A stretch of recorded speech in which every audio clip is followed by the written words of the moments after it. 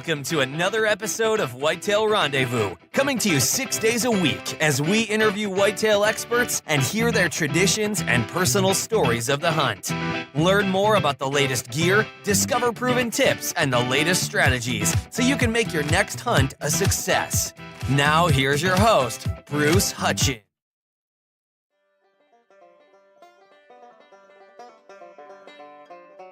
Bruce Hutchin, host of Whitetail Rendezvous podcast, and I got a repeat guest a week or so ago. Meadow Kouffeld and a couple other people were on the show for the governor's Minnesota governor's deer opener promo, and that's coming up on the 17th of October, and so that's probably already come and gone. But Meadow was a guest, and she is a wildlife biologist. She's a teacher, natural resource teacher at Itasca College up in Grand Rapids, Minnesota. And she's also a finalist in the Extreme Huntress contest put on by Tom Opry. And when you think of all this, in the warm-up, we were talking about Alaska and New Mexico, but Meadow just did something really neat. She volunteered for the Minnesota governor's pheasant opener. Yep. And down in Laverne, Minnesota, and she had a 6-hour drive to go and be with some ladies. So, Meadow, tell me about that experience and what the ladies learned and what you learned. Well, like you mentioned, it was quite a poke to drive down there to Laverne. Laverne's located in the farthest southwest corner of Minnesota, and I'm kind of north central. But, for a few years, I'd been asked to mentor and guide at the women's pheasant hunt at the governor's opener, and it hadn't worked out. I had been working for the Rough Grouse Society and guided at the national hunt that same week. And this year, I'm not associated with the Rough Grouse Society, so I was able to go. And I was really looking forward to it. It turned out to be a very positive experience. And, every year they have a set of ladies that guide and a set of ladies that are guided, or the hunters themselves. And it requires a background check. The governor's there. I believe Amy, he wasn't there this year, but the assistant or lieutenant governor was there. Amy Klobuchar was there. A few other Senate members and the state and federal. And it was kind of a big to-do, and Laverne really did a great job. But this year, the women's hunt went off really well. And I actually had a lady from International Falls, which is on the Canadian border, and a lady from Grand Rapids area that were my mentees. And so they both got their birds, and they got to watch the dogs work. I have Deutsch Drahthaars, which are pointing dogs, and they had a blast. And one of them she was actually 5 months pregnant, and she just can't wait to get back out. So it was a good feeling. And then, of course, we might get into it, but on the way back, I got to hunt with some of the ladies that were guides and really had a blast. It was quite an eye-opening experience to get the chance to hunt with them, too. Folks, if you Google Meadow, you find that she's done some volunteering. She just mentioned the Rough Grouse Society, and, she's really given herself into serving the hunting community, specifically women. Why have you done that? I've been hunting my whole life. My dad moved to America from the Netherlands so that he could hunt and fish and some other freedoms that associated with America. And so he really valued, the outdoor lifestyle, and he certainly passed it on to us. And I've been growing up with it, and I've always loved it, but it wasn't easy early on. I really had to fight for it because we were made fun of quite a bit and teased a lot for being girls that hunted, my sister and I, and we just loved it so much, and it brought so much joy and so much more richness to my life. And so something that I really would hope that, other folks would take on, other ladies especially, and share that. And so, over the years, it's just something that I realized that a lot of ladies just never had the opportunity growing up because maybe their father or their adult mentors didn't take them, and maybe took a brother instead or a cousin, and they were overlooked because they're female. Hunting is traditionally associated with men, at least here in North America, and so a lot of ladies just didn't have that opportunity. So in the last couple of years, I've been given a lot of opportunities myself through college and even in relationships later on, where I've continued to build my skills. And at some point, I don't know, it was in graduate school I decided, or somehow there was a change where it became more important to share the experience with others and give them positive experiences in the field, and less so about myself and my needs hunting. I still hunt a fair amount, but I have spent a lot more time every year, increasingly so, kind of taking other folks out and sharing the experience with them. It's just something that brings me a great amount of joy. I mean, my cheeks hurt. I can barely sleep at night after I've taken someone hunting and maybe they got their first bird or they had a good experience. They're just so excited about it. So I guess it's become a higher level of personal fulfillment for me in some cases to take these folks out and give them that experience. You think about that, and I know you love to work your dogs or run your dogs, and watch them work. And that's a big part of hunting because I don't like to hunt birds without a dog. Could be waterfowl or it could be upland birds. People say, well, we're going to drive some pheasants and stuff like that. I go, nah, I don't think so. Because the pleasure is watching your dog do what they do. And if I train them right or her right, they're gonna find the game, and there's nothing more than watching your dog get birdie, and you know what's about to happen. And how does that work with your new hunters? They've never seen a dog get all fired up and get birdie, and you just know, within seconds a bird's gonna flush. Talk me through that. Yeah. Well, I have pointing dogs, so it's a little bit different than flushers, but man, it's magic. I grew up with hounds and stock dogs, and so they're pretty straightforward. You're using a prey drive and the dog's natural ability to your advantage, and to get them basically to do their job with minimal handling. Pointers, there is a pointing instinct in most of the breeds, but they do require a different approach. And then to me, having grown up with these dogs that are just so prey driven and stock dogs that are ready to jump in there and bite ankles or whatever, it's really strange to see a dog go on point. It still just baffles me to see a dog on a solid point when there's obviously a bird there. Yesterday, I had one of my students out that had never shot a woodcock over before the week prior when I took him out for the first time, and that dog was on point. The bird was 3 feet from him because he'd overrun him just a little bit, but it was just amazing to see that dog on point. And I think that's what blows people away, or even just sparks or ignites that fire inside of them.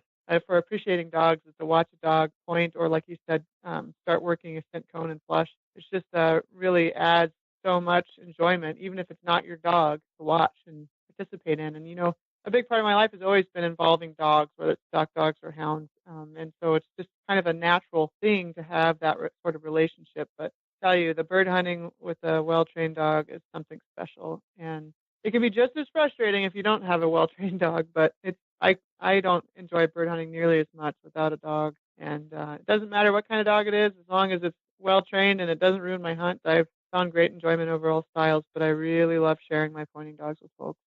Think about watching dogs. And so when you're mentoring people, how do you tell them, what to watch for? Or do you just tell them, the dog's ready, it's pointing, move up, or however you're going to, flush the bird? Well, the dog is just like your hunting partner. It's irreplaceable. And so number one always is safety and, barrel control and where they've got their muzzle pointing. And so, obviously the other thing to take in consideration is we're grouse and woodcock hunting. The grouse and woodcock in Minnesota live in some of the thickest stuff. Most of the time you cannot swing a barrel to follow through in a shot. So, you're coaching them through how to walk up on a dog while maintaining barrel control or muzzle control. And then when you get up to them, you are very cognizant of staying behind the shooters, especially if they're new. A shotgun rifle is nothing to be messed with, but a shotgun is pretty dangerous in the sense that the pattern is so large. And so you're kind of coaching them the whole time. And then there's that fine balance of getting them set up to where they can actually pull the trigger on something, being safe, and getting the dog to perform by, I've got it to where I make my pointing dogs flush after we're in position for safety reasons. A lot of times you're either in front of the shooters or you try and get the shooters to get up on the dog, beside the dog, so that they can get a safe shot, but sometimes it's just not possible. So there's a lot going on when you're trying to get someone to shoot at a grouse or a woodcock. Pheasants are a lot safer in the regard to the fact that you don't have to fight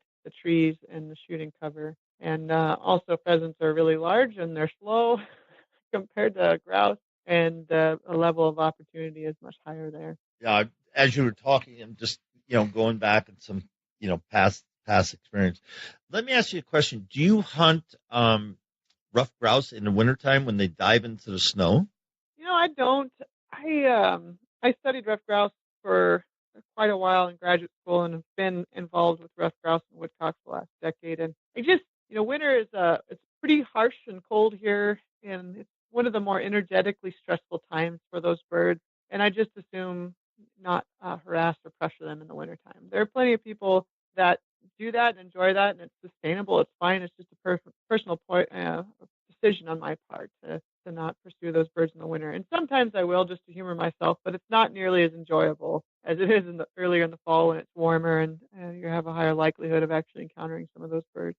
That was the reason I brought that up, is I wondered how you did that, because that's the first. I was 10, 12 years old, and my mentor said, if you go out after rough grouse, and I was living in New England at the time, and he said, you'll see the wingtips as they've gone into the snow, and you see like a puff. Yeah. And I went, okay. And he said, then you just walk up slowly, and they're going to bust out right in your face. And, it's like a bomb going off. And, good luck. It took me a while, but I finally harvested one. I finally shot one, and I went, oh my goodness, what a thrill. It was exhilarating for one, a young kid. I had a single shot 20 gauge, pull back the hammer and pull the trigger, shotgun. And so a lot was going on, and I just always remember that. And that was a question I wanted to ask, if you ever hunted in the wintertime like that. Yeah. And that would be fast and furious. Huh? Yeah. I just want to say one other thing, and for your listeners, because there's folks from across the nation and across the rough grouse range, a lot of people wonder or think like, "Wow, why is it a challenge?" Most folks are accustomed to shooting them out of trees or off the ground, and elsewhere. Especially in the West, there's areas with such high grouse densities that it seems like it's not much of a challenge. But there's definitely a difference between hunting a grouse out west, opportunistically, and actually pursuing one with a dog here in the upper Midwest. And so just to put that out there, that it is a very different experience depending on where you are and what method you're using. You can still drive an ATV on the trail here and shoot a bird off the trail all you want, but when you actually bring a dog into the equation and wing shooting, you're actually trying to hit the bird on the wing. That makes a very big challenge. And I've never hunted them underneath the snow, like I said earlier, and then also just the fact I don't even know. I mean, I'm sure dogs could pick up the scent, but that scent cone isn't going to carry very far with such cold, dry conditions and the bird buried in the snow. But it's impressive. That snow roosting is really an impressive behavior. Yeah, because the snow's an insulator and it's cold out, and that's why they dive into the snow, folks. Yep. That's why it worked. Well, but being from California, I thought that was crazy. Yeah, well, but in Woodcock, I have done that a few times, mostly unsuccessfully, but because tumberdoodles or whatever they call them, I mean, it just unbelievable. They corkscrew, and mean you got one little window, and that's why you shoot a shotgun, because one BB will take them down if you get on it. But it's just, it's exhilarating. And in the fall, when you can smell the leaves and you got a dog working, it's pure magic. And so that's my 2 cents on that. It is. And I to be honest, I really love woodcock, and I enjoy hunting woodcock more than I do grouse now, in part because they work so well with the dogs. But like you mentioned, that flight pattern is so fun to watch somebody new to trying to shoot a woodcock for the first time. And they never, for the first 10 flushes or so, they don't even, their shotgun doesn't even move. The reaction is just not there, and they watch the bird get up and fly, and the erratic flight, and it's funny to watch the reaction. Like, do you see what that thing just did? Yeah, they're tricky. Well, yeah, they're just dodging trees and branches. And you never know which way they're going to go and what they're going to do and when they're going to put down, or if they're going to keep going. And yeah, they may I've seen them do some strange elevational changes, and they're just a really fun bird to hunt. There's not much on them, they're about the size of a dove, but they are a challenge, and a lot of people that pursue them really fall in love with them. Well, I'm glad that we got off on that tangent, because upland game hunting, if you've never done that with a friend or with a dog, I heartily recommend that. It's just a great outdoor experience, and that's what Meadow's all about. her resume is full of outdoor experiences because, she looks at and she spends a significant amount of time with the 3 R's, and that's recruitment, retention, and reactivation. Why is that? Well, I'm a wildlife biologist, as I mentioned earlier, and as a wildlife biologist, I appreciate the North American model of wildlife conservation, and hunters and the money raised by hunters and the concern for the resource from hunters is kind of the foundation and for the reason for the success of that method of management here in North America. And without hunters, we're really in trouble as wildlife managers. Hunters from the get-go, the early beginning of that interest, back in the Teddy Roosevelt days and Boone and Crockett, that was a period that, in a generation, people saw things like the passenger pigeon disappear and bison disappear, and wild turkeys and white-tailed deer were just about absent to verging on the edge of extinction.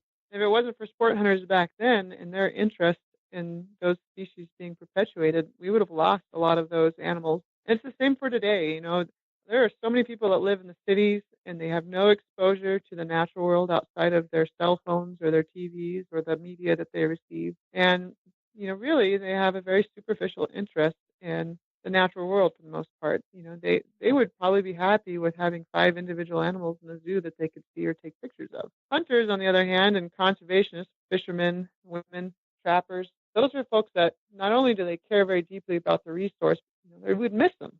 If we didn't have those animals to pursue, obviously you'd miss them, but most of those folks really deeply care about the existence and the sustainability of those species. And so without hunters, we are in trouble in the future. And as you know, hunter numbers are declining, and we're not looking at a very good future, a very bright future when it comes to the funding models that we've used to manage our wildlife resources. Now, if we can continue to maintain at least some of the numbers or stabilize the decline and maybe eventually return to where hunter numbers are following basically a consistent percentage of the human population in North America, we'd be a lot better off. And so I guess that's my number one motivation is, the North American model and the long-term sustainability of conservation in North America by having more hunters involved and out in the field. But the other is, too, it's something that I just love so much and think it's such an important part of my life and my health in so many ways, and I feel like it's worth sharing. And so that's kind of number 2 motivation in R3 is, sharing those experiences and sharing those resources with other folks in hopes that, if they get involved, hopefully my daughter and maybe my grandchildren will be able to continue to pursue wildlife in North America. I know that's a long-winded way of saying it, but I could certainly talk about it all day. I know you can because, you're dedicated to, opening up the doors for women in the outdoors, which is exemplary. And it's not just women. I the last 2 years or so, I've started switching to just adult hunters in general. And if you wanted to, we could get into why. But it's Go ahead. That all 6. Okay, well, adult onset hunting it's becoming more important. And there's been so much focus on youth outdoors and youth events and youth hunting. But, that's really a great thing and it feels good to do. But if those children's parents aren't involved or those children's parents aren't supportive, kids don't have money. They don't have driver's licenses. They can't take themselves. They really need somebody in their lives that's supportive. And then in addition to just the financial aspect and the ability to actually participate on their own is the social support. And so if their parents aren't supportive and they aren't around people that are supportive of hunting, even though they've had that experience, a low likelihood of actually recruiting that student or that individual youth as a hunter. With adults, on the other hand, young adults or even older adults, they have money, they have the power to make decisions for themselves and to be active in things that they want to, that they don't necessarily have to have somebody else supporting them. And so there's a lot of interest in some of these younger generations, in the millennials in specific, and returning to the natural world, getting back in touch with their roots and living a more sustainable life. And that kind of appeals to that group. And then a lot of them, like I said, they're at this point in their life where they can actually afford it. I remember when I was in college, I hunted and fished a heck of a lot more than I do now because I had time and, free income. I wasn't paying a mortgage or a truck payment. And the adults are pretty much the low-hanging fruit, especially young adults when it comes to recruiting hunters and anglers. because they can afford to do it. They can make those decisions for themselves. And so I have started pushing more for just all sexes. And if you're interested, happy to have you come in. And there's a fair amount of young men that I've met, and even professional men that got into hunting in college and are now lifelong hunters, even though they have nobody in their family that was involved with angling or hunting. And so, again, I absolutely love seeing women, and I focus on women in the outdoors. But with the 3 students that I've been taking out this year, they're all male, and I don't see anything wrong with that either. I think it's just as important. Thanks for that. And we're going to switch over. You're a contestant in the Extreme Huntress competition. Talk about that. Yep. Well, Extreme Huntress has been going on for about 10 years now, and it's kind of developed into something much more than it was before. The first year they offered it, I saw it. I even put in a little essay and a photo because that was kind of the gist of it back then, in addition to a popular vote. And I didn't even get selected, so that's fine.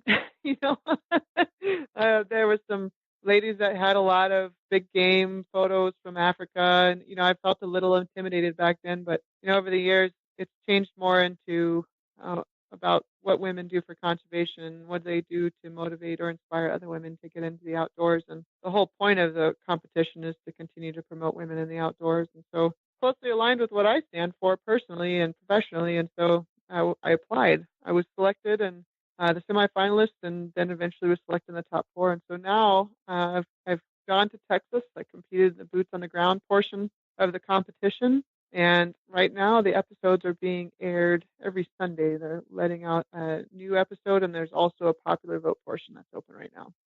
Now, Melanie Peterson won last year, if I'm correct. Yep. And she was a featured guest and heck of a lady, and just represents, I think, women in the sport very well. I'm sure you would do. And so, I look forward to doing a special program for you. And so people can find out exactly what Extreme Huntress is and why you should be the next lady crowned at the Dallas Safari Club in 2019. Well, thank you. I really appreciate that. I look up to Melanie, and we're acquaintances, but she is an impressive woman and an outfitter and a role model for all women in the outdoors, like you said. So. When you think about what you know now about hunting, what do you wish you knew, 5 years ago that, really makes a difference today for you? Well, I wish I would have started putting in for some of the draws a lot earlier, but I couldn't really afford to in graduate school or college. That, of course, is one that's superficial. And then as far as something 5 years ago, that's when I started with dogs. And at that point, I was a little too serious about the testing and scores and things along those lines for the versatile dogs. I wish I would have just enjoyed my dogs more. But and the other thing is, maybe just spending more time with family before people age and they're unable to actually do some of the hunts that they wanted to do. But I've been hunting for 20 plus years, and so you're always learning, and it's part of the process. So there's really nothing else other than those 3 things that I can think of at this point. Well, thanks for that. And you think back about what you've done so far, which is significant, and then what does the future hold for Meadow? Well, I want to continue to stay involved with R3 and get more involved. I was accepted as a member of the Minnesota Citizens R3 Council, which is a pretty big deal, and I'm hoping to start working with some of those folks involved and partnership with some of those folks involved and start an adult-only hunter safety program, or at least offer adult-only hunter safety courses, because that's one of the barriers, I think, to adults coming into it, is having an opportunity to build and develop field skills, but not have to be with a bunch of 12-year-olds. I know that sounds silly, but it also can be to some extent a barrier to those folks coming and taking some of the hands-on courses. So I'd like to continue to build on my adult intro to hunting and those efforts. And, I'd like to say that I've got crazy hunts planned, but I continue to plan on having some hunts with my sister. But for the most part, personally, professionally, it's to continue to build that R3 aspect of my life and hopefully make a difference. Now, do you whitetail hunt at all? Yeah. Yep. I actually just, archery season's going on right now, and then I rifle hunt. And this year is the first time I haven't had a muzzleloader for 3 years, and I just ordered a muzzleloader. So if I'm not successful in rifle season, I'll be out there during muzzleloader season. Yeah, I've never hunted Minnesota, but I'm going to hunt by Rochester this year. I'm heading there in a Okay. couple of weeks, and It's I'll a be really hunting. nice area. Yeah. Is it a good area? Well, yeah, I mean, that's, right down there in that Buffalo County area across from Wisconsin. It's that whole southeast is called the driftless region. It's really an ecologically unique area in the sense that the glaciation that occurred, the last glaciation 10 or 12,000 years ago, did not impact the terrain down there. And so you'll see a lot of sandstone, a lot of topography there relative to the rest of Minnesota, and then also you have a lot of oak hardwood forest down there, so the mixed with corn country. So it's kind of an ideal area, and it's kind of a mecca. If I was to choose one place to hunt, I'd hunt down there. Where we're at up here in northern Minnesota and towards the border, the deer densities are so low, and the habitat isn't the same quality. So I'm kind of jealous. That's a great place to get a chance to go hunt. Well, I look forward to that. So let's close the show with your 5 top tips for anybody that's considering getting into hunting. What would you tell them in your class? Well, number one is, to find a mentor if you can. You're going to be able to find people that hunt that might take you under their wing at work or social events, maybe even shooting ranges. And, two is show some initiative. You're going to probably be overwhelmed with firearms and not knowing what to buy. But if it's something you're truly interested in, you can typically find people at gun ranges, like I mentioned, and even sporting goods stores that may be able to point you in the right direction. Or maybe there's a program they can let you know about that is being put on, because increasingly there's more R3 programs. 3 is the internet. I know there's a lot of information out there, but you can learn a lot on YouTube, including how to field dress game if you are successful. Basically, all the way from beginning hunting to field dressing and cooking of game. So you can learn a little bit there. And then I would say another thing is to, find a group of hunters somehow or another and join the group. And a lot of times there's conservation organizations or shooting groups, but it's to try and find that social support if you can. But certainly it's number one is finding a mentor. If you are absolutely clueless and you need or would like to get into it, you need to find somebody that'll help you figure it out. And there are folks out there that are looking for mentees. It's really hard to find a mentee. It really is, because you have to have somebody that trusts you. But that's what I would say number one is finding a mentor. Well, thanks for that. And on behalf of hundreds of thousands of listeners of Whitetail Rendezvous, you've been just an exceptional guest, and I'm glad we connected a week or so ago for the Minnesota Governor's Deer Opener, and you were on that panel. So I wish you well, and I can't wait to cross paths sometime with you, and I just wish you well and continue on to doing what you're doing, because your work's very important for the continuation of hunting in North America. Well, thank you, Bruce. It's really been a pleasure, and I really appreciate you giving me a chance to talk to you and your listeners.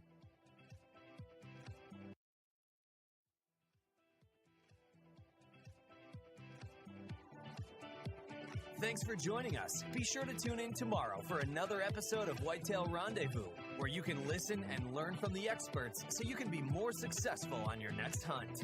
Until next time, listen, learn, and succeed.